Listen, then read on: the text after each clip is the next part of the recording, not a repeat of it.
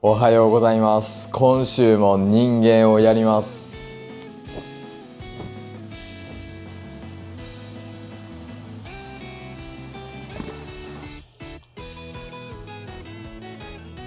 いつも月曜日から動画撮ってるんですけど、なんで今回水曜日からなのかっていうと、カメラ修理してたんですよね。で、僕 DJI のカメラ使ってるんですけど、カメラを送って DJI に到着したのが月曜日だったんですよ。ですぐに見積もり送られてきて支払いしたんですけど、もうそしたらすぐ発送してくれて、昨日の午前中にカメラ受け取りました。修理って言っても結局新品に交換になりましたね。で、使いやすさがね元通りになりました。なんか使い心地が全然ちゃうねんな。ちなみに費用は1522円でした。新品買うより圧倒的に安く済みますね。何より DJI は対応がめちゃくちゃ早いですね。素晴らしい。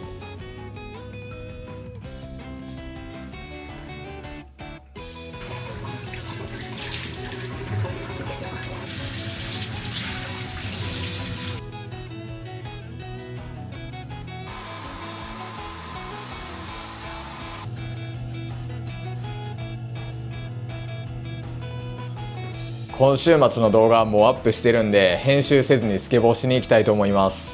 いやー、曇ってるんでちょっと寒いですね。ここの木かなり枯れ始めてますね。去年もそうやったんですけど、ここの木だけやったら色変わるの早いんですよね。平日の午前中なんで人はめっちゃ少ないです。今日はこのベンチの前で練習しようかな。こんな感じで回転するのは余裕になったわ。180度回転したい。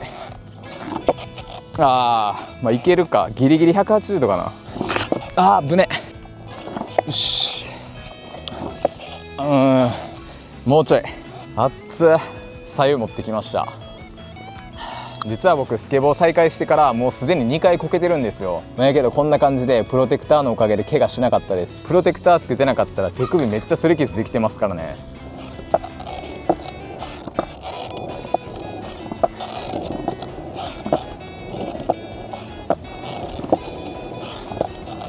楽しかった。帰ります。ケチャップないんでマヨネーズ入れます。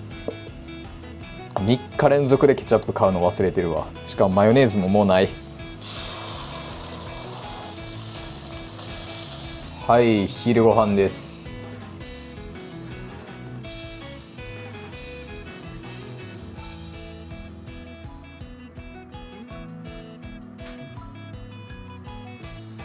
今からポケモン見たいと思います。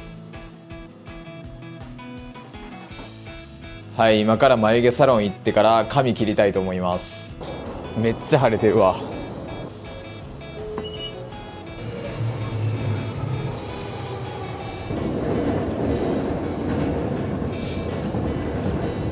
梅田到着しました。そしたらまずは眉毛サロン行ってきます。はい、終わりました。次は髪切りに行きます。はい、髪切りました。買い物して帰ります。ここだけ見るとめっちゃ都会に見える。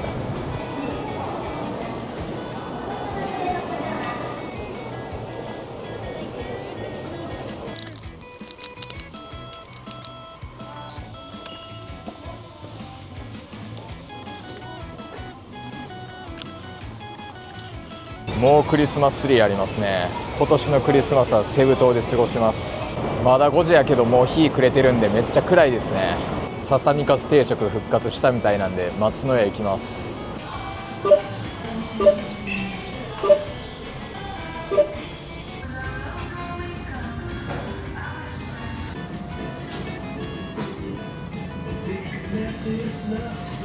うわー、結構雨降ってるわ。だる。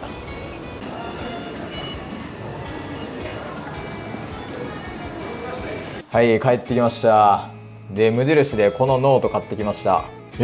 もう濡れてる。水で濡れてもうた。これはフィリピンに持っていくために買いましたね。普段はこの A4 用紙に自分の予定書いてるんですけど、フィリピンにいる時はこのノートに書きたいと思います。で、単語帳も持っていこうと思うんですけど、この2冊は確実に持っていく。できればもうこれも持っていきたいんですよね。でもこれ3冊で 1.2 キロもあるんですよ。7キロのうちの 1.2 キロってさすがに重すぎんねんな。もうこれだけでもパソコンと同じ重さですからね。そう考えたらこの2冊だけでいいかな。ヘナで白髪染めます。いつも風呂上がりにやるんですけど、めっちゃ暑い。結構汗だくになりながら染めてますからね。ただ風呂上がりの方が染まりやすいんですよね。今日はまず白髪をオレンジに染めます。うわー、服についた。服死んだ。まあええけど。 T シャツこれ汚れ取れるかな。 Rock, paper, scissors。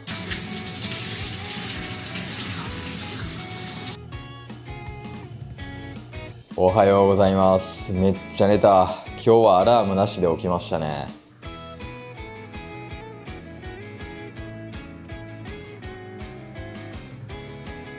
そしたら今から作業します。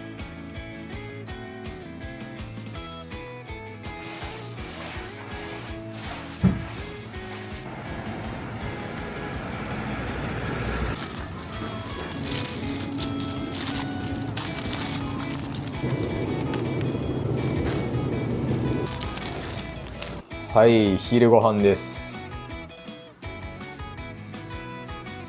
はい、荷物が届きました。開けてみます。おー、思ったより色暗めやな。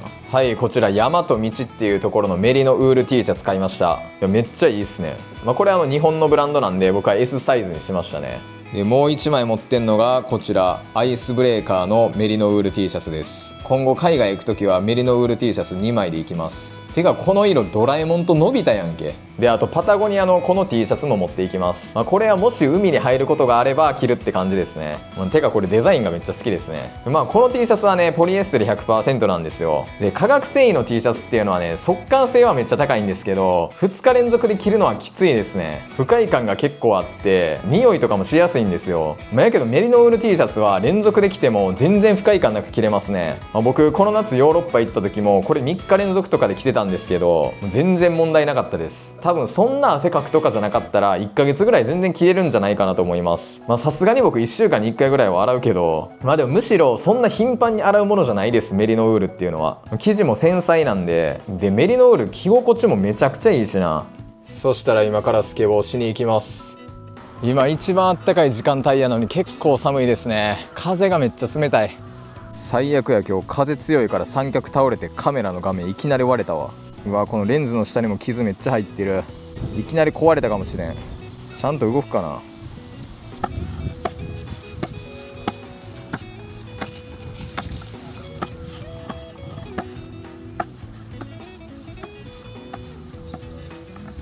今気温13度なんで半袖の人小学生か僕ぐらいですね。熱っ。カメラいきなり傷つくとはな。でも遅かれ早かれ毎日使ってたら絶対いつか落としたりとかするんでそれがたまたま2日目に起こったってだけですね。前からそんなには気にしてないです。いやでも2日目は早すぎるやろ。せめて1ヶ月後ぐらいにしてくれよ。最後の勉強するか。この単語帳7周したんですけどもう一回1からやっていきます。今日の晩ご飯は鍋にします。てか毎日鍋食べてますね。白菜が1/2分の1でしか売ってなかったんでめっちゃでかいです。ネギも4本でしか売ってなかったんな。こんなにいらんねん。あとはここに豚バラ肉を入れるだけです。今日の晩ご飯はタンタンごま鍋です。手上げレッタッキャース。昨日を除いてここ2週間ぐらいマジで鍋しか食べてないです。何よりすぐ作れるんが最高ですね。ただ鍋って食べるのにめっちゃ時間かかるんですよ。長い時やったら1時間ぐらい食べてる時あるんで料理する時間短いけど結局食べてる時間長いからトントンなんですよね。明日明後日はキムチ鍋にしようと思います。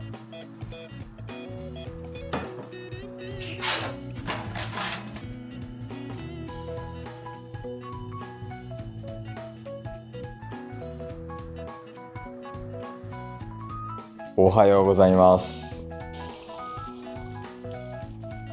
もうここ最近は起きたらすぐに暖房つけてます。いやほんま朝寒くなりましたね。てか僕日曜にセブンに行くんですけど日曜日の早朝気温が4度しかないねんけど昼間は16度なんですけどなんでこの日だけ朝こんなに寒いねん。あったかいところに行く時って結構薄着で行くんでやから4度きついな。でも天気が晴れなんが救いやわ。コーヒーと白湯を飲みながら作業します。このタンブラーに入れてんのがコーヒーで、水筒に入れてんのが白湯ですね。昼ご飯です。今日は味噌汁なし。さあ飛行機のオンラインチェックインしとくか。であとはフィリピン入国前に e トラベルっていうやつも登録しないといけないんですよね。 OK、 オンラインチェックイン完了。はい、今からスケボーしに行きます。風が強くてめっちゃ寒い。太陽出てきてくれ。太陽が雲に隠れるとクソ寒いね。風強っ。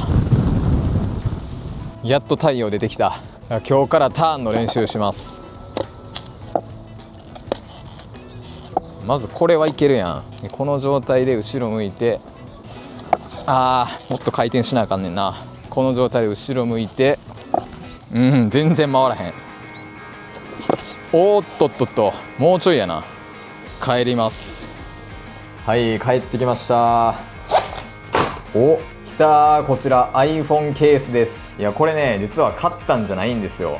1年間保証期間があって、で僕が今使ってるこのケースが、壊れたっていうのを連絡したらこのケース送ってくれました。しかもめちゃくちゃ対応早かったですね。最高やん。これ新品6000円ぐらいしますからね。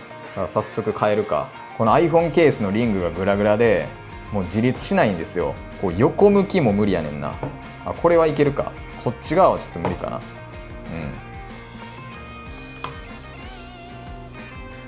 この iPhone のマットな質感めっちゃいいですね。全く指紋つかへんし。新しいケースつけます。待って、そういえば新しいやつ届いたら写真送ってくれって言われてんねやった。買った。全然ちゃうわ。こんな感じで自立します。デザインがねちょっとだけ変わってるわ。新しいやつはねここに文字が入ってます。変わったのはそれぐらいかな。それ以外は変わってなさそうやな。はい、続いてこちらカメラのレンズ保護フィルムですね。昨日ここ割れたわけなんですけど、これガラスフィルム貼ってるんですよ。はい、外れました。いやーでもほんのちょっとだけ傷入ってるな。一応画面拭くか。傷ないわ。OK、助かった。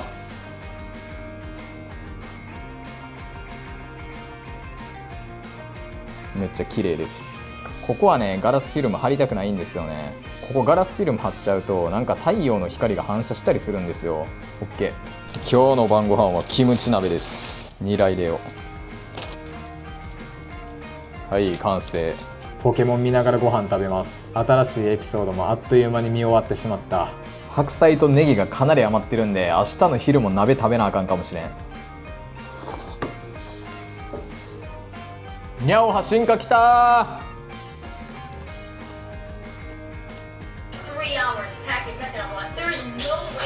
さあ今から愛の里見るか。これはね相乗りみたいな感じの恋愛リアリティショーなんですけど、ただ出てる人たちの年齢層が結構高くて30代後半ぐらいから60歳ぐらいまでの人が出てるんですよ。いやもうおかんより年上やんみたいな。で僕シーズン1は去年体調が悪かった時に一気に見たんですよ。でシーズン2が最近始まったんですけど見るの我慢してたんですよね。で3日ぐらい前から見始めてもうすでに9話見ちゃってます。いやこんなん見るなら英語の動画見ろや。でも見始めたら止まらんから見るわ。おはようございます。まずはネットフリックスで動画をダウンロードしまくっておきます。家のネット回線が一番安定してるからな。あとはディズニープラスの動画もダウンロードしておきます。こんなに絶対見れへんけどな。ちなみに僕ディズニーアニメって全然見たことないんですよね。とにかく理解するのが簡単なやつから見ていかないとね。タイタニックは僕日本語のやつ5回以上は見たことあるから1回英語で見てみるのもありかもな。話の流れ分かってるし。日本に帰ってくるのが12月29日でかなり寒いと思うんでもう羽毛布団出しておきます。洗濯するか。家の洗濯機でいけるかな。うわーこれちょっときつすぎるな。ぎゅうぎゅうすぎるな。これコインランドリー持っていこう。今回の荷物はこんな感じです。これが全部ではないんですけど7割ぐらいかな。今回はねこのフェイスタオルを持参しようかなと思ってます。というのは僕寮に泊まるんですけど寮にタオルないんですよ。で前回はタオル現地調達したんですけど、ダイソーのやつはめっちゃ質が低くて、でショッピングモールのタオルやと結構高くて1枚1000円近くした気がするんですよね。しかも質もめちゃくちゃいいわけでもない、もう日本で買える普通のタオルぐらいですね。タオルはねもう一番いるわ。でマイクロファイバータオルも持っていくんですけど、もう1枚僕マイクロファイバータオル持ってるはずやのになぜか見当たらないんですよね。捨てたんかな、どこ行ったんやろ。ちょっとこのタオルの重さ測ろう。117g、 これ109や、これは102、全然ちゃうやんけ。で折りたたみハンガーが 35g、 これは2つ持っていきます。で T シャツはこれ1枚どっちか着るんですけど、どっち着よっかな。で薬ですね、これも絶対持っていった方がいいやつ。これヘルペスの薬で、これはロキソニン、これもヘルペスの薬やわ。でカードは一応こんな感じでケースに入れてます。でパスポート、このパスポートカバーめちゃくちゃ気に入ってる。結構これに反応する外国人の方多いです。ちなみに大和道の T シャツの重さは 136g ですね。この箱に書いてます。でアイスブレーカーの T シャツは 133g で、このパタゴニアが 134g、 全部 130g 台や。初めてこの L サイズの圧縮袋使ってみます。こっちが M サイズですね。横幅入らんかもな、結構ギリギリ。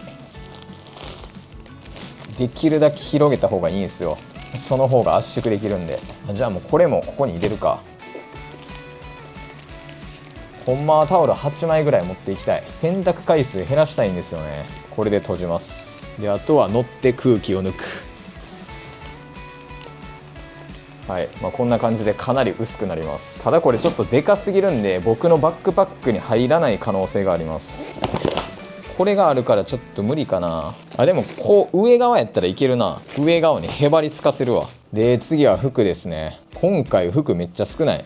123、4、今までで一番少ないですね。これちょっと服をね丁寧に入れないといけないっていうデメリットはあるんですけど、その分服をかなり圧縮できるんで、僕はもうこの方法でしか服持ち運ばないですね。綿 100% の T シャツじゃないんで、別にシワとかも気にならないです。であとはここ閉じるんすけど、結構分厚いなこれ。はい、結構分厚いですよね。そしてこれも乗ると。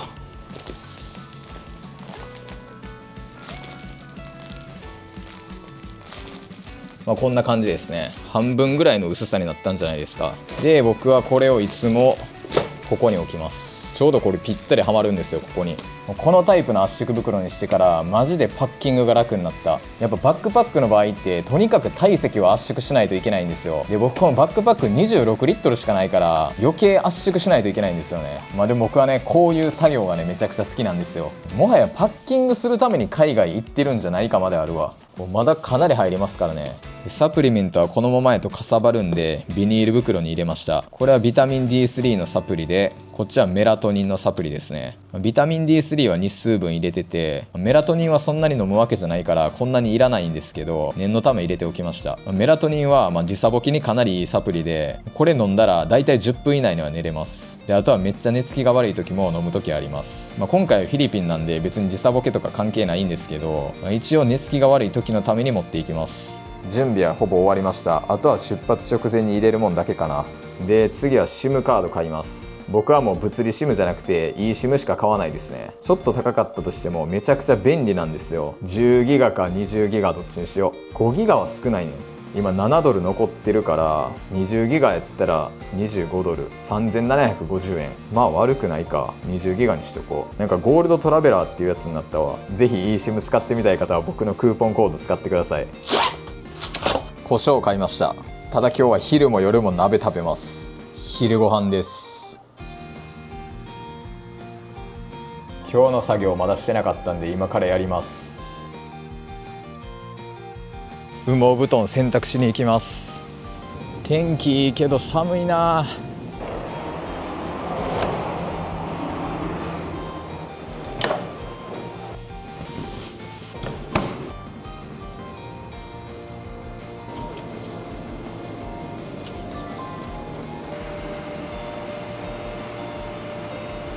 ご利用ありがとうございました。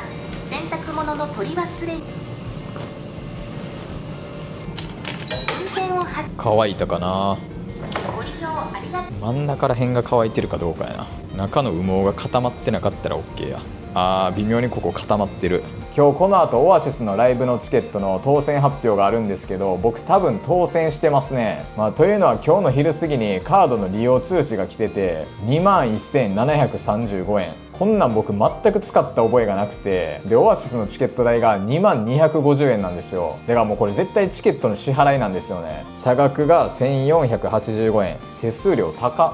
全くカード使った覚えなかったから、また不正利用されたんかなってちょっと心配してたんですけど、全然違うくてよかったです。いや、というか普通にチケット当たったな。やったぜ。はい、晩ご飯です。やっぱりオアシスのチケット当選してました。2日間申し込んだんですけど、1日分当選しました。でもなんとライブが約1年後なんですよね。めっちゃ先。東京行くのめっちゃ久しぶりやな。ぬいぐるみ袋の中に入れておきます。ほこりかぶらんようにするために。でこのフィギュアはクローゼットの中に置いておきます。はい、というわけで明日は4時半起きなんでそろそろ終わります。明日朝9時の飛行機なんですけど、それでも4時半とかに起きないといけないんですよね。海外行く時ね、めっちゃ早起きしなあかんのがちょっときついわ。ただ今年の10月から大阪とセブの直行便が就航したんですよね。だから僕は今回行き帰りどっちも直行便です。もう乗り換えやったら行くのに8時間ぐらいかかるんですよね。しかも乗り換えがフィリピンのマニラやったらめっちゃ大変なんですよ。なんか国際線のターミナルから国内線のターミナルに移動するのに歩きで行けないんですよね。遠すぎて。だから僕この前タクシー乗りましたからね。